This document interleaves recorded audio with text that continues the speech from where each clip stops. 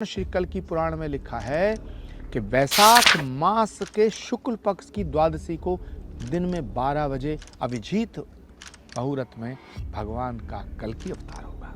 कल की अवतार लेंगे तो क्या वो व्यक्ति है या चेतना, इस पर आप प्रकाश डालें। प्रत्येक अवतार चेतना का ही स्वरूप है, आपको भी उसी ने भेजा है। और वो कौन सा क्षण था आचार्य जी जब आपको लगा कि मुझे प्रधानमंत्री मोदी के साथ खड़ा होना चाहिए? मैंने सोचा कि भाई अब श्री कल की धाम का निर्माण शुरू होना है तो इसका शिलान्यास किससे कराया जाए। तो मुझे इस देश में सिर्फ एक व्यक्ति नजर आया, उसका नाम है नरेंद्र मोदी। कुछ लोग कहते हैं अगर उत्तर प्रदेश में 27 में सरकार बदली तो कल की धाम के निर्माण को तहस नहस कर दिया जाएगा। कुछ लोग कहते हैं आचार्य प्रमोद कृष्णम के परखच्चे उड़ा देंगे। श्री कल की धाम के निर्माण को पूर्ण होने से कोई नहीं रोक सकता। जो लोग इसे राजनीतिक एजेंडा मानते हैं मूर्खानंद है। जो सनातन को मिटाना चाहते थे वो मिट गए, सनातन नहीं मिटा। मैं आज एक बात कहता हूँ आपके पॉडकास्ट, अगर नरेंद्र मोदी देश के प्रधानमंत्री ना होते तो राम मंदिर का निर्माण पूरा ना होता। मुझे लगता है कि नरेंद्र मोदी जी के ऊपर कोई विशेष दैवीय कृपा है। और हिमांशी, मैं आपको बताऊं, जब भारत पे हमले हुए तो भारत पर हमले होने के पीछे भारत की सत्ता पे कब्जा करना ये एक लक्ष्य रहा। सत्ता के सिंहासन पे बैठ के हुकूमत करना एक लक्ष्य था, लेकिन एक और लक्ष्य था और वो लक्ष्य था सनातन को मिटाने का। अगर वो लक्ष्य सिर्फ गद्दी पाना होता, सिर्फ सरकार बनाना होता, हुकूमत चलाना होता, मंदिरों ने क्या बिगाड़ा था? मंदिरों को इसलिए तोड़ा गया कि हिंदुओं तुम देख लो कि हम तुम्हारे मंदिरों को तोड़ रहे हैं, तुम्हारा भगवान शक्तिशाली नहीं है। नमस्कार, मैं हिमांशी सिंह। कल की भगवान की उस पवित्र भूमि पर आज मैं मौजूद हूँ जहाँ पर कल की अवतार लेने वाले हैं। और मेरे पीछे गर्भगृह की वो भूमि है जहाँ पर प्रधानमंत्री नरेंद्र मोदी ने शिलान्यास किया था। और आज इस धरती से हम बात करेंगे उन तमाम सवालों की जिस पर देश खुलकर बहस जाता है। ये धरती है धर्म, शास्त्र और राजनीति के चर्चा का विषय। और इसीलिए हमारे साथ आज जो मेहमान हैं वो भी बहुत खास हैं, क्योंकि कल की धाम के पीठाधीश्वर आचार्य प्रमोद कृष्णम जी आज हमारे साथ हैं। बहुत बहुत स्वागत है आचार्य जी आपका। थैंक यू हिमांशी जी, धन्यवाद, आभार। और आपका भी बहुत बहुत स्वागत है श्री कल की धाम की इस धरती पर। और साथ ही प्रमोद आचार्य कृष्णम जी हमारे जो हैं वो एक शायर भी हैं, साथ ही साथ वो हर मुद्दे पर, चाहे आध्यात्म हो, राजनीति हो, सामाजिक मुद्दे हो, बड़ी बेबाकी से अपनी स्पष्ट राय रखते हैं। इसलिए आज जो सवाल इस पॉडकास्ट में होंगे वो तमाम ऐसे सवाल हैं जिसका जवाब हर देशवासी सुनना चाहता है और प्रतीक्षा करते हैं। तो जितने भी जिज्ञासी लोग हैं आज उनकी जिज्ञासा शांत करेंगे स्वयं आचार्य जी। आचार्य जी, मेरा पहला सवाल इस पवित्र भूमि से यही है, एक पीठाधीश्वर होने के नाते ये प्रेरणा आपको उस दिन कहाँ से मिली जब आपको ये विचार आया कि यहाँ पर कल की अवतार लेंगे? पुराणों में तो जिक्र हमने भी सुना, लेकिन आप ज़रा बताइए इसके पीछे की पूरी वैचारिका था। देखिए हिमांशी, भगवान अपना काम खुद कराते हैं। भगवान को जो कराना होता है वो किसी को ना किसी को निमित्त बनाता है। तो मुझे लगता है कि श्री कल की धाम का निर्माण होना चाहिए, श्री कल की धाम बनना चाहिए। भगवान के अवतार से पहले धाम बनना चाहिए। पूरी दुनिया में पहला ऐसा धाम है ये जो भगवान के अवतार से पहले बन रहा है। बाकी सभी धाम भगवान के अवतार के बाद बने। तो मुझे लगता है कि परमात्मा ने मुझे चुना और उसी ने मुझे प्रेरणा दी। जब मैं स्टूडेंट लाइफ में था तो मैं बहुत सोचा करता था, मैं हिस्ट्री का और पॉलिटिकल साइंस का विद्यार्थी रहा हूँ, तो मैं सोचा करता था कि यार मेरे जन्म का उद्देश्य क्या है, मेरे जन्म का लक्ष्य क्या है, परमात्मा ने मुझे यहाँ भेजा क्यों है और मेरा जन्म इसी गांव में क्यों हुआ। आज पता चलता है कि ये सब कुछ प्रारब्ध के आधार पर परमात्मा की कृपा से सब पूर्व नियोजित था। तो जहां तक आपका सवाल है कि मुझे प्रेरणा कहां से मिली, तो मैं सीधा कह सकता हूं कि ये मुझे परमात्मा ने प्रेरित किया। जो वास्तविक स्वरूप, वर्तमान स्वरूप आप देख रहे हैं, इसकी प्रेरणा किसी व्यक्ति ने नहीं दी, इसकी प्रेरणा किसी ग्रंथ ने भी नहीं दी, स्वयं परमात्मा ने दी। और पुराणों में हमने पढ़ा आचार्य जी कि संभल का जिक्र है पुराणों में, लेकिन लोग भी ये जानना चाहते हैं कि कल की अवतार लेंगे तो क्या वो व्यक्ति है या चेतना, इस पर आप प्रकाश डालें। प्रत्येक अवतार चेतना का ही स्वरूप है, लेकिन भगवान कृष्ण ने कहा है, गीता में कहा है, परित्राणाय साधूनाम विनाशाय च दुष्कृताम धर्म संस्थापनार्थाय संभवामि युगे युगे। तो वो किसी ना किसी रूप में आता है, आपको भी उसी ने भेजा है। हम लोग ये पढ़ रहे थे कि भगवान का अवतार होगा, और पुराणों में ये भी लिखा है कहाँ होगा। तो जब हम पुराणों का अध्ययन करते हैं तो उसमें स्पष्ट उल्लेख है कि संभल ग्राम, ये 2 शब्द लिखे हुए हैं, ये पुराणों में मेंशन है। संभल ग्राम मुखस्य ब्राह्मणस्य महात्मना भवने विष्णु यशस्य कल्कि प्रादुर्भविष्यति।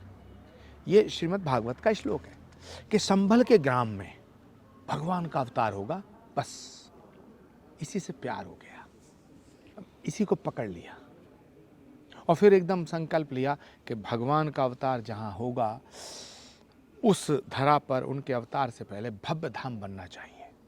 और पुराणों में ये भी लिखा है कि भगवान जब अवतार लेंगे तो सुमति नाम की महिला के गर्भ से लेंगे, माता सुमति के गर्भ से। पिता विष्णु यशस्य ब्राह्मण के घर में विष्णु यशा। और श्रीमद् भागवत भविष्य पुराण श्री कल्कि पुराण में लिखा है कि वैशाख मास के शुक्ल पक्ष की द्वादशी को दिन में 12 बजे अभिजीत मुहूर्त में भगवान का कल्कि अवतार होगा। तो ये वो धरती है, इसी धरती पर भगवान आएंगे, और इसी धरती पर प्रधानमंत्री ने आकर के, भारत के यशस्वी प्राइम मिनिस्टर नरेंद्र मोदी जी ने आकर के यहीं बैठ के पूजा की, इस धरती को नमन किया, और इस धरती पर श्री कल्कि धाम का शिलान्यास किया। तो हम ये माने कि वो समय बहुत ही समीप आ चुका है, करीब आ चुका है जब कल्कि भगवान आने वाले हैं, या अभी उसमें कई वर्षों का समय बाग है? क्योंकि कहा गया है कलयुग में जब बिल्कुल धर्म की हानि होगी तब अवतार लेंगे। देखिए, लिखा गया है कि कलयुग जब पूरे अपनी चरम सीमा पे होगा, धर्म घट जाएगा, अधर्म बढ़ जाएगा, सत्य सुनना स्वीकार नहीं करेंगे लोग, असत्य का बोलबाला होगा, तब भगवान कल्कि का अवतार होगा। तो ये सारे लक्षण तो दिख रहे हैं। मुझे लगता है कि समय आ गया है, भगवान को जल्दी आना पड़ेगा। और वो कौन सा क्षण था आचार्य जी, इस सवाल का जो जवाब है वो कई देशवासी जानना चाहते हैं, जब आपको लगा कि मुझे प्रधानमंत्री मोदी के साथ खड़ा होना चाहिए? मैं छात्र जीवन से कांग्रेस के साथ था, और कभी भारतीय जनता पार्टी में नहीं गया। और लेकिन जब पिछले कुछ वर्षों में मुझे लगा कि कांग्रेस पार्टी अब वो कांग्रेस नहीं रही है जिसने देश की आज़ादी की लड़ाई लड़ी। अब वो कांग्रेस नहीं रही है जिसकी सभा की शुरुआत रघुपति राघव राजा राम से होती थी, जिसकी सभाओं में वंदे मातरम के नारे लगते थे, जिसकी सभाओं में भारत माता की जय का उद्घोष होता था। ये कांग्रेस अब वो कांग्रेस नहीं रही है। तो मेरे मन में द्वंद्व चल रहा था। मैं पार्टी की अंदर भी इस बात को उठा रहा था। उदयपुर चिंतन शिविर में मैंने इस मुद्दे को उठाया। उदयपुर चिंतन शिविर में पॉलिटिकल अफेयर्स कमेटी की बैठक थी, उसमें सोनिया जी स्वयं मौजूद थी, दिग्विजय सिंह जी थे, भूपेश बघेल थे, जनार्दन द्विवेदी थे, शशि थरूर थे, तब गुलाम नबी आज़ाद भी इसी पार्टी में थे, वो भी पॉलिटिकल अफेयर्स कमेटी की बैठक में थे। तो मैंने उठाया ये मुद्दा कि भाई आप भाजपा से लड़ो, भारत से क्यों लड़ना चाहते हो? भारत माता की जय में आपको क्या प्रॉब्लम है? वंदे मातरम से क्या प्रॉब्लम है? अगर गाय को हम माता कहते हैं तो आपको क्या प्रॉब्लम है? गंगा को हम माता कहते हैं, आपको क्या प्रॉब्लम है? तब से ये लड़ाई शुरू हुई। वो भीतर भीतर चल रही थी कई वर्ष से। फिर विस्फोट तब हुआ जब राम मंदिर का प्राण प्रतिष्ठा समारोह का न्योता आया। मैंने कहा भी ये न्योता आना सौभाग्य का विषय है, इसे मत ठुकराओ, जाओ। मैंने कहा राहुल गांधी जी को जाना चाहिए, कांग्रेस के बड़े नेताओं को जाना चाहिए, क्योंकि अब तो सुप्रीम कोर्ट के फैसले से बन रहा है राम मंदिर। मैंने कहा अगर आप इसे ठुकराओगे तो मैं इसका विरोध करूंगा। फिर क्या हुआ? उन्होंने कहा कि नहीं, पार्टी की लाइन है कि राम मंदिर के न्योते को अस्वीकार किया जाता है। तो मैंने कहा ठीक है, आज के बाद हम इस पार्टी को अस्वीकार कर देंगे। जो राम का नहीं वो किसी काम का नहीं। और हिमांशी, राजनीति एक तरफ है, सत्ता आएगी जाएगी, लोग एमएलए एमपी मिनिस्टर बनते रहेंगे, ये बहुत छोटी चीज है। राम और राष्ट्र पे समझौता नहीं किया जा सकता, और मैंने नहीं किया। उसके बाद फिर मैंने सोचा कि भाई अब श्री कल्की धाम का निर्माण शुरू होना है, तो इसका शिलान्यास किससे कराया जाए।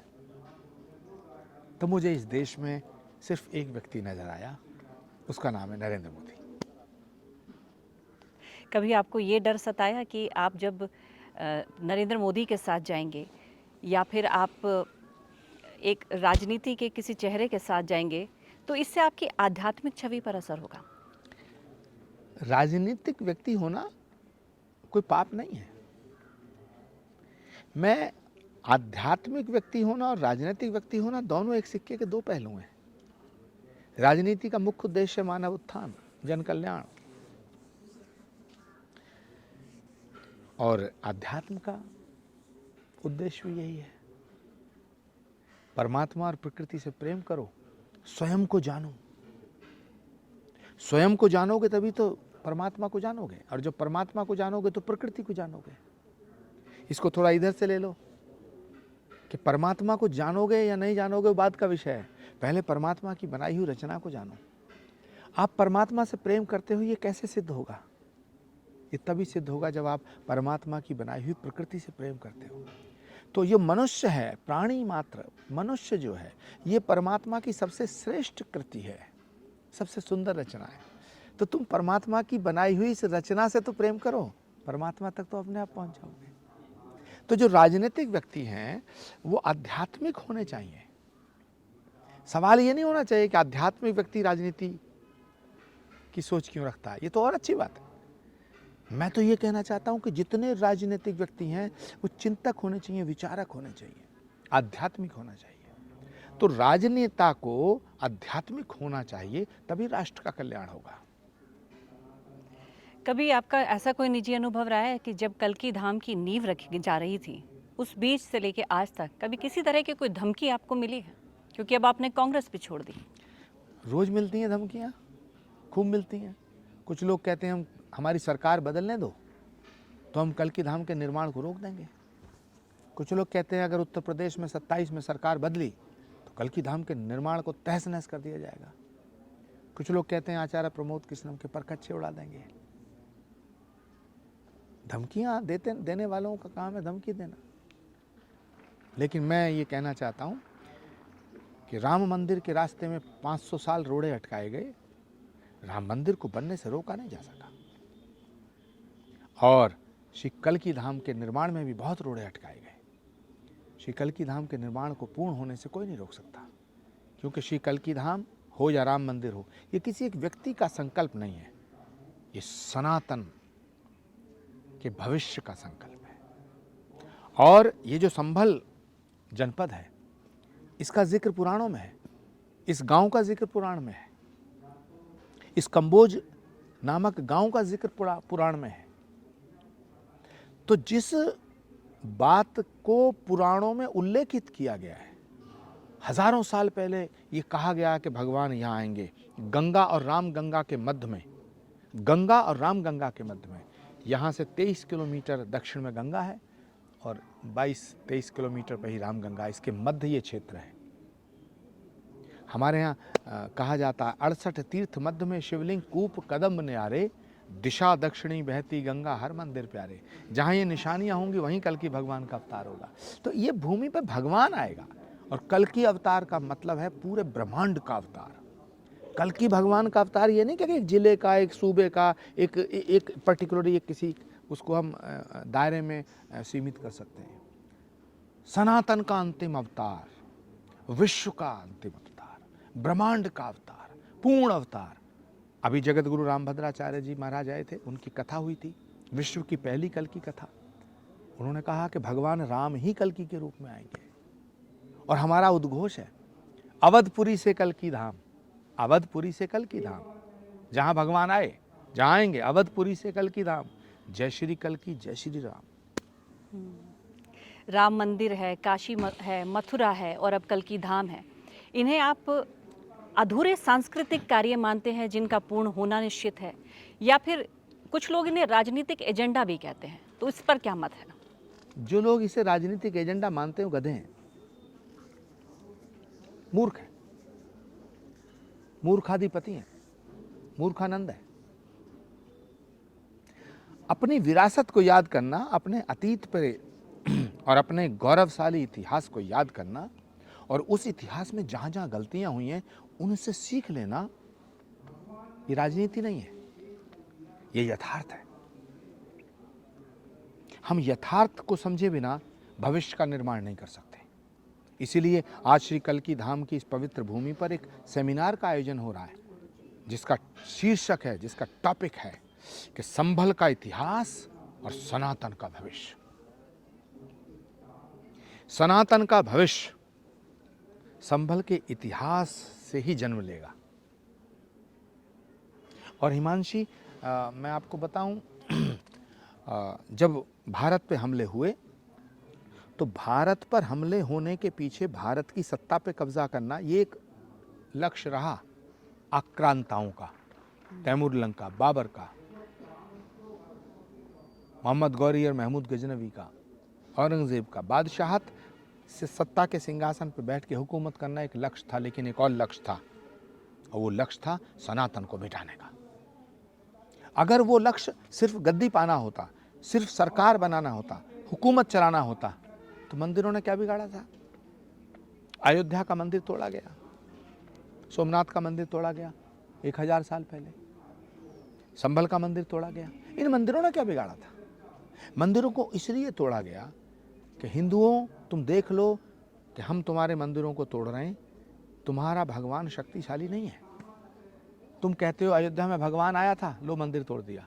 तुम कहते हो संभल में भगवान आएगा, लो तोड़ दिया। तो हिंदुओं की आस्था को कुचलना उनका उद्देश्य था, सनातन को मिटाना उनका उद्देश्य था। लेकिन जो सनातन को मिटाना चाहते थे वो मिट गए, सनातन नहीं मिटा। लेकिन विपक्ष की भी तो यही समस्या है। विपक्ष को आपके हिसाब से किससे ज़्यादा समस्या है? प्रधानमंत्री मोदी से, हिंदुत्व से, सनातन से? उनको सनातन से प्रॉब्लम है। वो ऐसा मानते हैं कि जब तक सनातन है तभी तक भारत है।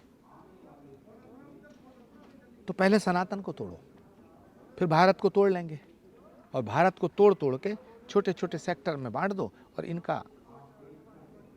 इनकी हुकूमत हमारे कब्जे में आ जाएगी। यही सपना जिन्ना ने देखा था। अगर भारत ना टूटता तो जिन्ना नेता थोड़ी बनते, कायदे आजम थोड़ी होते।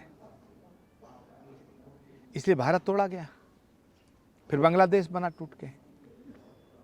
अब एक और बांग्लादेश बनाना चाहते हैं ये विपक्षी नेता। विपक्ष के नेता इस देश में ये मान चुके हैं कि अगर भारत सशक्त रहा, और भारत सशक्त तब तक रहेगा जब तक सनातन है, तो सनातन को ब्रेक करो, सनातन को तोड़ो।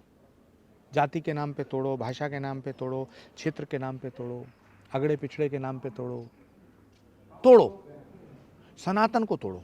जब सनातन टूटेगा तो एक और टुकड़ा होगा, उस टुकड़े पर राज कर लेंगे, क्योंकि अगर सनातन एक रहा तो तुम्हारी दाल नहीं गलेगी। इसलिए उस सनातन को डिवाइड करना चाहते हैं। कभी बाबा साहब का नाम लेते हैं, कभी किसी और का नाम लेते हैं। अरे दलितों से बड़ा हिंदू कौन है? संत रविदास को हमने संत शिरोमणि कहा भाई। संत रविदास ने, जब उनको कहा गया कि तुम्हें इस्लाम धर्म कबूल करना है, तो उन्होंने मना कर दिया। बोले 100 बादशाहत भी दोगे तो भी गंगा जल नहीं त्याग सकता। ये संत रविदास ने कहा है। गुरु गोविंद सिंह जी महाराज ने अपने बच्चों को दीवार में चिनवा दिया, लेकिन सनातन धर्म पे आंच नहीं आने दी। गुरु गोविंद सिंह जी महाराज से बड़ा सनातन धर्म का रक्षक कौन है? लेकिन ये राजनीति हो रही है। कभी कहते हैं ये अलग धर्म हो गया, कभी कहते हैं वो अलग धर्म हो गया, कभी कहते हैं ये अलग जात हो गई, कभी कहते हैं वो अलग जात हो गई।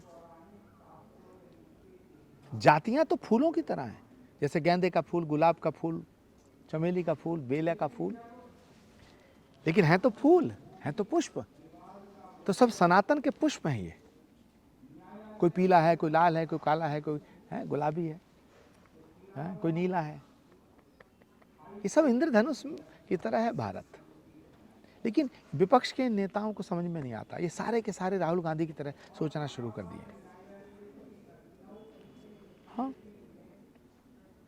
यूपी के सीएम योगी आदित्यनाथ को लेकर आपका क्या मत है, और मोदी योगी के इस युग को क्या आप हिंदू पुनर्जागरण का युग मानते हैं? डेफिनेटली योगी जी बहुत ही कर्मठ हैं, तपस्वी हैं, पुरुषार्थी हैं, पराक्रमी हैं, सनातन के योद्धा हैं। लेकिन अगर देश में मोदी प्रधानमंत्री ना होते तो योगी मुख्यमंत्री नहीं बन पाते, क्योंकि राष्ट्र में जो जागरण पैदा हुआ, राष्ट्र में जो जागरण हुआ है, राष्ट्र को जो जागृत करने का काम किया है वो नरेंद्र मोदी जी ने किया है। और उत्तर प्रदेश को सशक्त करने का काम योगी आदित्यनाथ जी कर रहे हैं। एक बात आप समझ लो, जिसकी नजरों में सनातन खटकता है उसकी नजरों में मोदी खटकेगा। जिसकी नजरों में सनातन खटकता है उसकी नजरों में योगी खटकेंगे। जिसकी नजरों में सनातन खटकता है उसकी नजरों में आचार्य प्रमोद कृष्णम खटकेगा।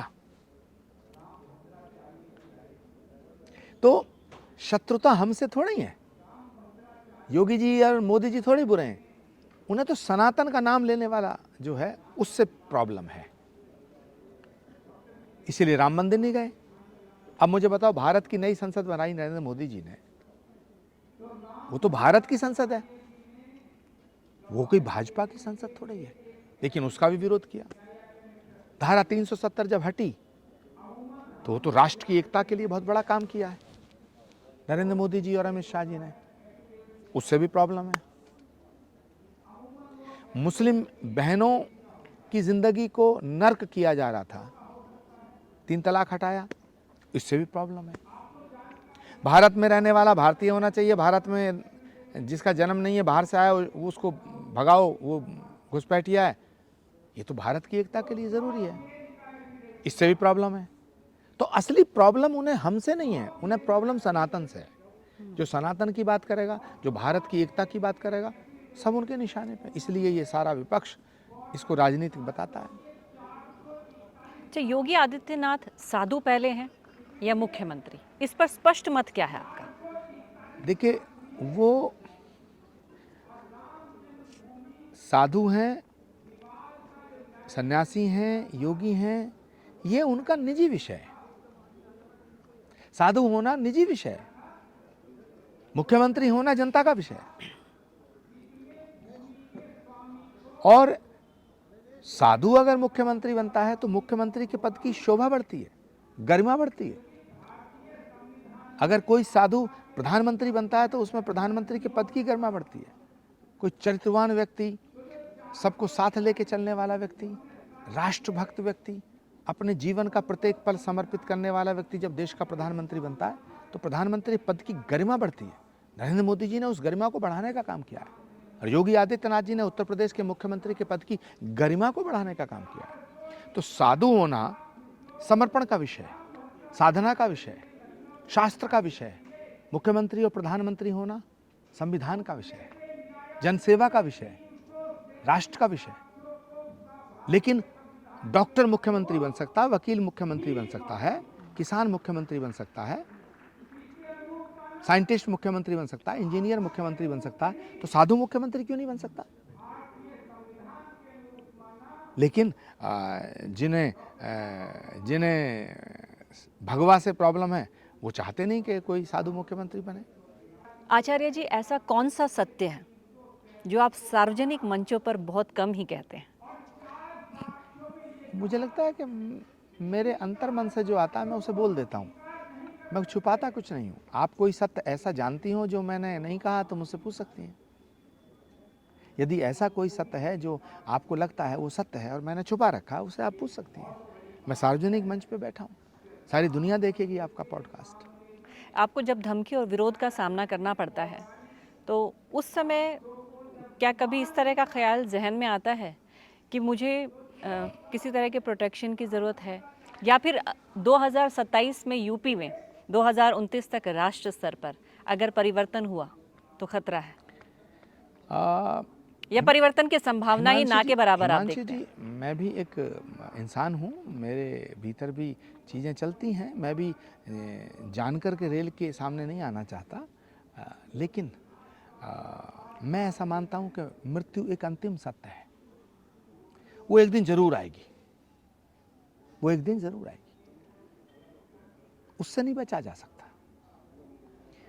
तो यदि मृत्यु आए तो राष्ट्र के प्रति समर्पित होकर आए, राष्ट्र के प्रति समर्पण, सनातन के प्रति समर्पण। यदि मरें तो सनातन के लिए मरें, जिएं तो सनातन के लिए जिएं, तो फिर मृत्यु से भय खत्म हो जाता है। लेकिन किसी की जिंदगी की हिफाजत करना या तो परमात्मा करता है। हम आस्था वाले लोग हैं, हम मानते हैं कि हानि लाभ जीवन मरण यश अपयश विधि हाथ, या सरकारें उसकी सुरक्षा करती हैं। हम जब अपना जीवन हम अपने लिए जी ही नहीं रहे हैं, हमारा जीवन राष्ट्र और सनातन के प्रति समर्पित है, तो हमारी चिंता या तो भगवान करेगा या हुकूमत करेगी। हमें अपनी चिंता क्यों करनी? सनातन सुरक्षित हाथों में रहे, सनातन पर किसी तरह का खतरा ना रहे, इसके लिए आप क्या देखते हैं? आने वाले 10 वर्षों में कौन से सरकारें या कौन से नेता पर आप सबसे ज़्यादा भरोसा देखते हैं? भगवान से प्रार्थना करते हैं कि नरेंद्र मोदी जी दीर्घायु, स्वस्थ रहें। ये देश उनके मजबूत हाथों में सुरक्षित है, वरना देश बहुत खतरनाक मोड़ से गुजर रहा है। जो अगले आने वाले 10 साल, 15 साल, 20 साल, 25 साल हैं, उनमें देश की डेमोग्राफी बदल रही है। उनमें देश के अंदर जो हालात हैं, अफसोस इस बात का है, हमें पाकिस्तान से, बांग्लादेश से, अमेरिका से, चीन से उतना खतरा नहीं है जितना खतरा भारत के भीतर बैठे इन भारत विरोधियों से है। ये अपने सत्ता पाने के स्वार्थ में भारत को कमजोर कर रहे हैं। तो इस पे चिंतन होना चाहिए, इस पे चर्चाएं होनी चाहिए, इस पे डिस्कशन होने चाहिए। आचार्य जी, सनातन को लेकर हमारे देश में विरोध देखा जा रहा है, लेकिन मैं यहाँ धाम में ऐसे कई भक्तों से मिली जो अमेरिका से आए हैं, बाहर से आए हैं, लेकिन उनका सनातन पे विश्वास भी है। सनातन को लेके मैं फैसिनेटेड, मुझे वो नज़र आए। तो हमारे देश में अविश्वास के पीछे की कहानी क्या देखिए, है? अगर पूरी दुनिया पर नज़र डालें तो धर्म सिर्फ सनातन है, क्योंकि जितने धर्म हैं, जो प्रचलित धर्म है, कोई 1000 साल पहले जन्म हुआ किसी का 2000 साल पहले, ये सब मेड बाय ह्यूमन है। ये आदमी के द्वारा बनाए गए, कुछ नियम कायदे बनाए और धर्म बन गया। तो जो आदमी के द्वारा बनाया गया वो मिटेगा, और धर्म वो है जो कभी मिट नहीं सकता। तो पूरी दुनिया में एक ही धर्म है जो सनातन है, वो आदमी के द्वारा नहीं बनाया गया। भगवान राम भी नहीं कह सकते कि ये सनातन मैंने बनाया। जब भगवान राम आए तब भी सनातन था। भगवान कृष्ण भी नहीं कह सकते कि सनातन को मैंने बनाया, सनातन तब भी था। इसलिए कोई व्यक्ति ये नहीं कह सकता सनातन को मैंने बनाया। तो सनातन को बनाने वाला कौन है? परमात्मा। सनातन एक ऐसा धर्म है जो प्रकृति प्रदत्त धर्म है। सूरज का धर्म, हवा का धर्म, जल का धर्म, वायु इनका धर्म, अग्नि का धर्म, जो पंच महाभूत हैं उनसे उत्पन्न हुआ है सनातन। यानी सनातन को बनाया नहीं गया, सनातन स्वतः उत्पन्न हुआ है। तो जो स्वतः उत्पन्न हुआ है वही धर्म है, और जो धर्म है ये कभी मिट नहीं सकता है। तो दुनिया में जितने धर्म माने जा रहे हैं, ये धर्म नहीं है, पंथ है, समाज है। मैं सबका सम्मान करता हूँ, लेकिन सनातन की जो उत्पत्ति की भूमि है, सनातन का जो ओरिजिन है, वो भारत की भूमि पे है। इसलिए जो जहाँ उत्पन्न होता है उसका उससे लगाव स्वतः होता है। तो सनातन और भारत को अलग करके नहीं देखा जा सकता है। तो भारत में सभी धर्मों का सम्मान है, सम्मान है। हमारी संस्कृति कहती है हम सबका सम्मान करते हैं। है प्रीत जहाँ की रीत सदा, मैं गीत वहाँ के गाता हूँ, भारत का रहने वाला हूँ, भारत की बात सुनाता हूँ। प्रीत तो भारत की रीत है। वसुधैव कुटुंबकम हमने दिया, विश्व बंधुत्व हमने दिया। तो आज पूरी दुनिया भारत की तरफ देख रही है, और मुझे लगता है कि नरेंद्र मोदी जी सिर्फ भारत के नेता नहीं रह गए, अब पूरे विश्व के नेता बन गए।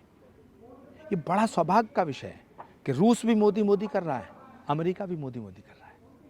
वरना जो रूस के साथ होता था वो अमेरिका का दुश्मन होता था। चीन भी मोदी मोदी कर रहा है, सऊदी भी मोदी मोदी कर रहा है, और इजराइल भी मोदी मोदी कर रहा है। आबू धाबी के अंदर एक मंदिर का निर्माण होता है, श्री कल्की धाम का शिलान्यास होता है, श्री राम जन्मभूमि मंदिर की प्राण प्रतिष्ठा समारोह होता है, सोमनाथ का जीर्णोद्धार होता है, काशी विश्वनाथ चमक जाते हैं। राम राज्य नहीं तो और क्या है।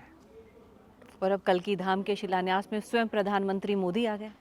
ये सवाल भी है कि मोदी कैसे मान गए। मुझे लगता है कि नरेंद्र मोदी जी के ऊपर कोई विशेष दैवीय कृपा है। नरेंद्र मोदी सामान्य प्राणी नहीं है, मैंने महसूस किया है, क्योंकि सामान्य प्राणी इतने बड़े बड़े फैसले नहीं ले सकता। मैं आज एक बात कहता हूं आपके पॉडकास्ट में, इंटरव्यू में, कि अगर नरेंद्र मोदी देश के प्रधानमंत्री ना होते तो राम मंदिर का निर्माण पूरा ना होता। अगर नरेंद्र मोदी देश के प्रधानमंत्री ना होते तो धारा 370 को नहीं हटाया जा सकता था। अगर नरेंद्र मोदी देश के प्रधानमंत्री ना होते तो 3 तलाक नहीं हटाया जा सकता था। नरेंद्र मोदी अगर देश के प्रधानमंत्री नहीं होते तो श्री कल्कि धाम का शिलान्यास नहीं होता। ये सब अद्भुत फैसले हैं।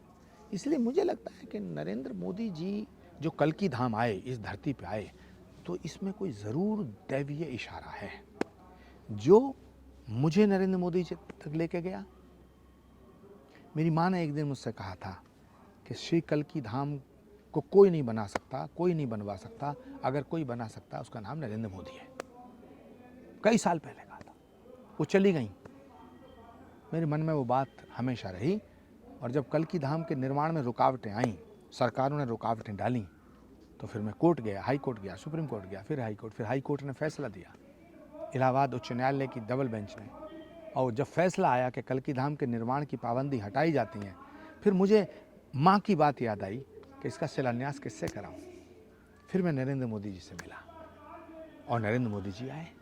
तो मुझे लगता है ये सब दैवीय संयोग है।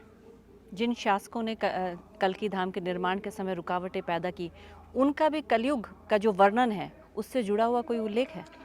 मुझे लगता है कि कल्कि धाम के निर्माण को रोकने की कोशिश जिन्होंने की, जिन्होंने कल्कि धाम को रोकना चाहा, जिन्होंने कल्कि धाम के तंबू उखाड़े, उन सब के बम्बू उखड़ गए। आज वो कहीं नहीं है। ये परमात्मा की कृपा है। अगर आज कल्कि जी को भारत में किसी नेतृत्व की ओर संकेत करना हो तो हम क्या ये माने कि ये मोदी युग की ओर संकेत है? मुझे लगता है भगवान का अवतार जन कल्याण के लिए होता है। तो जिस जन कल्याण के लिए भगवान आते हैं वही काम नरेंद्र मोदी जी कर रहे हैं। और अंत में कुछ रैपिड फायर राउंड के सवाल हैं जिनका जल्दी जल्दी मैं आपसे आंसर चाहूँगी। मोदी राजनेता या युग पुरुष? युग पुरुष। योगी प्रशासक या संत योद्धा? महान पराक्रमी तपस्वी संत। हिंदुत्व समावेशी या आक्रामक? विश्व बंधुत्व और वसुधैव कुटुंबकम का सूत्र जिस हिंदुत्व का हो वो कभी आक्रामक नहीं हो सकता। धर्म प्लस राजनीति जरूरी या खतरनाक? बहुत जरूरी है। कल्कि व्यक्ति या विचार? परम विचार। कलयुग सुधार योग्य या समाप्ति योग्य? नव सृजन की तरफ जा रहे हैं। आस्था आंख बंद करके या विवेक के साथ? विवेक के साथ आस्था का जब तालमेल होता है तभी सशक्त और विश्व गुरु भारत का निर्माण होगा। आखिरी, धर्म शक्ति या सेवा? संघे शक्ति कलयुगे। बिना शक्ति की सेवा नहीं होती और बिना सेवा के शक्ति नहीं आती। ये दोनों एक दूसरे के पूरक हैं। आचार्य जी बहुत बहुत धन्यवाद। कल्कि धाम जहाँ पर इस पवित्र भूमि पर अपना समय देने के लिए और एक पीठाधीश्वर के नाते अपना विचार हमारे साथ साझा करने के लिए। आपका बहुत बहुत आभार कि आप यहाँ तक आईं। और हिमांशी, श्री कल्कि धाम की पवित्र धरा से आपको कोटि कोटि शुभाशीष। आप स्वस्थ रहें, आनंदित रहें, शक्तिशाली रहें और इसी तरह सनातन और राष्ट्र की सेवा में जुड़े रहें।